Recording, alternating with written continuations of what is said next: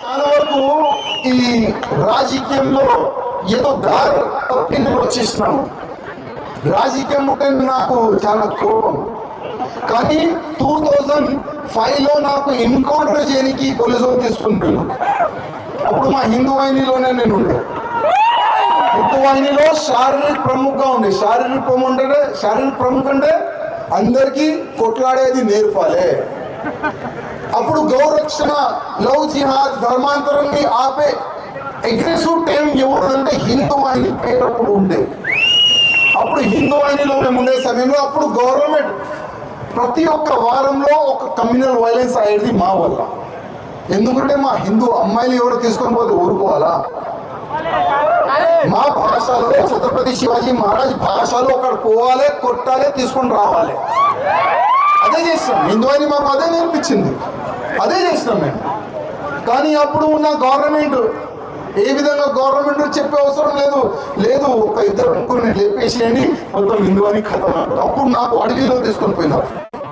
అడవిలో తీసుకొని పోయిన తర్వాత మొత్తం గన్ను గిన్నె ఇట్లా బుల్లెట్ నింపి ఊరుకురా. ఆఫీసర్ అంటే ఏమంటాడు? ఆఫీసర్ ఊరుకు. నేనైనా ఎందుకు ఊరుకోవాలి?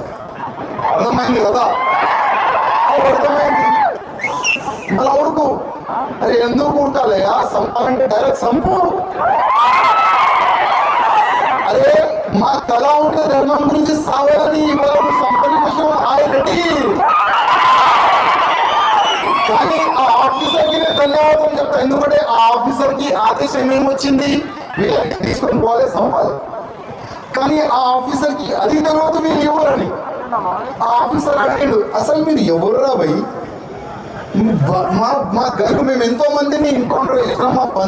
మా గన్ను చూస్తేనే ఉచ్చపడేది. కానీ మీరు ధైర్యంగా నిలబడి సంపన్న కోసం మీరు ఎవరు అంటే మేము హిస్టరీ చెప్పాం. అయ్యా ఎన్నో వాహిని మాది, కార్యకర్తలు మేము గౌరక్షణ చేసినాము. లవ్ జిహాద్ తోని మా హిందూ అమ్మాయిలు తీసుకొని పోతే వాళ్ళకి మేము ఫైట్ చేసి తీసుకొని వచ్చినాము. ఎక్కడైనా చేసినాము, ఇదే పని చేసినాము. గవర్నమెంట్ మాతోని ప్రకాశించిపోయింది, అందుకోసం మీకు పంపిస్తున్నారు అంటే ఆయన ఒక కట్టర్ హిందూ వెళ్ళిండు. అరే ఒక పెద్ద పాపం నా చేత్తోనే అయిపోయేది. అప్పుడే వేరే ఫోన్ నుంచి మీడియాకి మెసేజ్ ఇస్తే మీడియాలో స్కూల్కి వచ్చింది, హిందూ వాహిని కార్యకర్తలు ఎన్కౌంటర్ చేస్తున్నారు. అప్పుడు ఆ ఎన్కౌంటర్ ఆగిపోయింది, మీడియాలో వచ్చింది. కానీ అప్పుడు మేము ఆగాలి భయపడి, ఎందుకంటే మా కళ కదా ధర్మం గురించి సావాలని. అదే కళ ఇప్పుడు కూడా. శ్రీరామనవమి శుభోదయం ఒక లెటర్ వచ్చింది. మా బామ్మర్దులు మాకు లెటర్ బాగా రాస్తారు. మా బామ్మర్దులు ఇప్పుడు లెటర్ రాసిండు.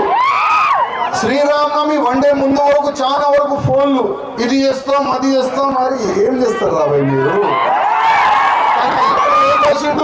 మేము మూడు స్నాపర్లు తెప్పించినాము. నువ్వు పురాణాపూర్ దాటితే బేగంపేట ఛత్రి, అది దాటితే సిద్ధం బర్వా, మీకు పక్కని పని అవుతుంది.